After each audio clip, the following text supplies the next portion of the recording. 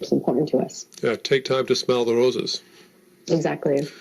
David Johnson is on the line from North River. Hi, David. Good afternoon. How are you? Good, thank you. Good. You're doing an outstanding job. Some great callers today, and the hosts are outstanding.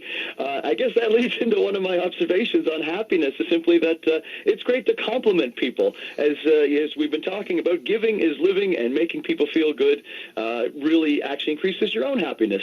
I'm lucky enough to perform as a full-time magician. I know you had a musician earlier. I perform as the amazing Mr. J, and there's nothing that gives me more joy than seeing people's faces light up, kids and adults. And so I encourage anybody that's looking to be happy, in addition to all the things mentioned, exercise and making it about other people, to also try something new. Just go out on a limb, and that often helps. Very quickly, an inspiration that changed my life when I was going through some tough times was meeting the real-life Dr. Patch Adams.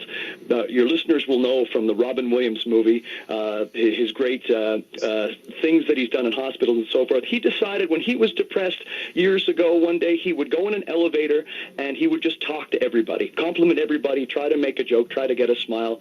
And by doing that all day, he was able to get himself out of his depression. People say, how can you be happy in a world with so much strife and terrible stuff going on and all that wackiness south of the border? Well, being happy is a revolutionary act.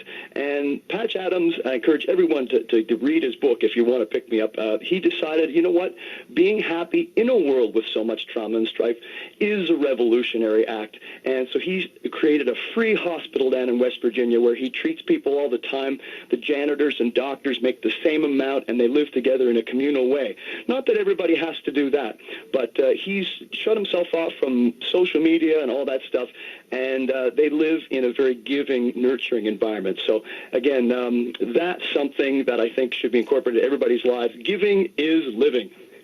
Well, David, thank you. That's a good phrase. I appreciate that one. Thanks for calling in.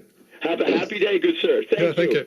So, Laurie, it's just the idea of being happy. Is happy infectious? Like, if I'm happy and everybody around me is not, can I make them happy just by being happy? Yeah, there's really some automatic, what researchers call contagion of happy states, but also of negative states. In fact, sometimes negative states are more powerful. So it's nice to do things where we kind of seed happiness. If you can kind of be happy in a sea of not so many happy people, you can allow your own happiness state to be contagious. The best spot where we see that is on TV, where we see these things like laugh tracks. Like, laugh tracks are just people that you don't know in the background kind of laughing at stuff. But, you know, it kind of makes you think things are a little bit funnier. And so it is the case that seeding happiness in a community can help and make other people happier too. And so I think, you know, even if you don't want to be happy for selfish reasons, thinking about becoming happier, doing these practices to be happier can also help your community in that way as well.